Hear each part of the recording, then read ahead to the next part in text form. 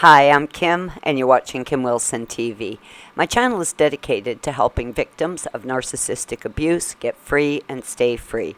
If you're new to my channel, please visit Kim Wilson TV at YouTube. There are over 500 videos covering the topic of narcissism.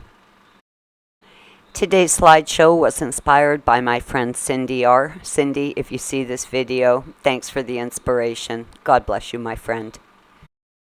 If you've been around our community for a while, you most certainly know who Joyce M. Short is. And if you don't know who she is, you certainly should. I want to talk about Joyce M. Short today. Like us, Joyce M. Short was a target, a victim, and she is a very strong and very courageous survivor of narcissistic abuse.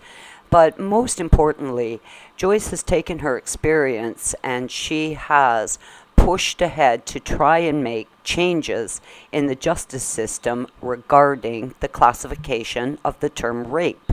Joyce has introduced the term rape by deceit to the court system, and I want to tell you a little bit about her story today.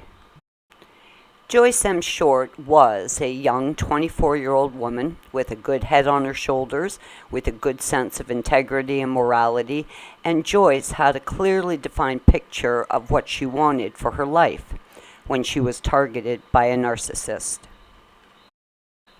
Joyce had met what she believed to be the ideal man. He was 34 years old, he was Jewish, and Joyce did like the idea of sharing her life with someone who shared her religious beliefs. He was a University of New York graduate with an accounting degree. He had served in Vietnam as a member of the U.S. military. They shared a love of America and a patriotism, and all of these values seemed to align very well with Joyce's own values. He was single, he was available, and he was a divorcee. Joyce willingly and gladly entered into what she believed to be a loving relationship with this man. Now, without making a long story longer, and I'm sure many of you can guess where I'm going with this story, the man ultimately was full of it. Nothing he had told Joyce was true or accurate. He was not 34 years old. He was not divorced. He was, in fact, married. He had never seen the inside of the University of New York. In fact, he was a high school dropout. He was not an accountant, and nothing about what he had said was true. He had not served in Vietnam. In fact, he wasn't even Jewish. And though Joyce had most certainly consented to having sex with this man, when she stopped, paused, and reflected out over the relationship, she had absolutely concluded that there was no way in the world she ever would have had sex with this man had she known who he actually was. And it was at this point that Joyce realized that she had been raped. She had been raped by deception.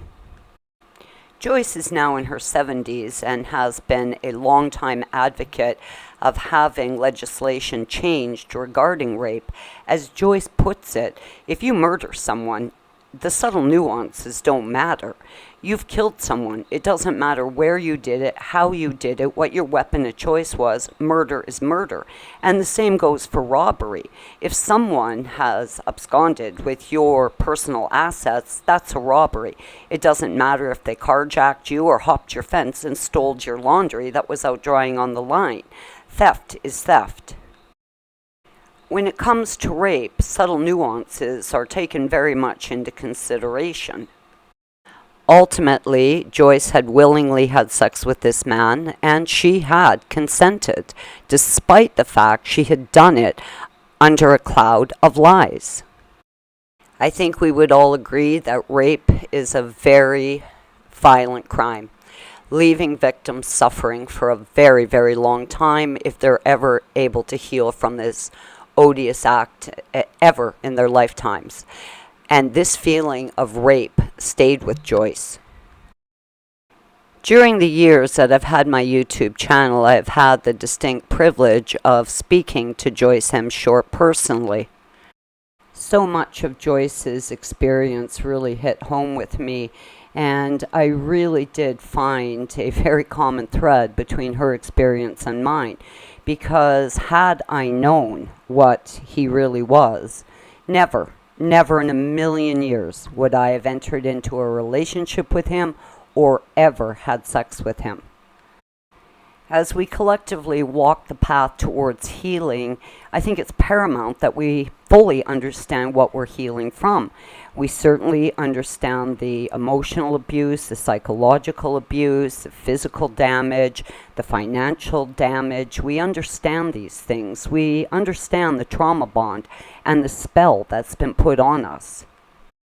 The typical aspects of narcissistic abuse are out in the forefront, and I have to wonder if a feeling of being raped is buried in our subconscious, possibly limiting or slowing down the healing process because we're not addressing this.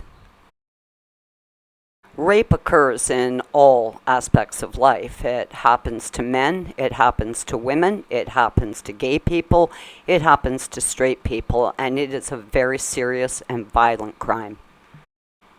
Victims of rape suffer a tremendous amount of symptoms, certainly fear of other people. Rape victims are often driven into isolation, unable to heal from their experience, and I'd love to hear your thoughts on this. Would you have had sex with the narcissist had you known what they really are? Are you potentially healing from the violent act of rape? Please leave a comment below. I love you guys lots. I'm Kim. You're watching Kim Wilson TV, and I hope you're all having a great narc-free day.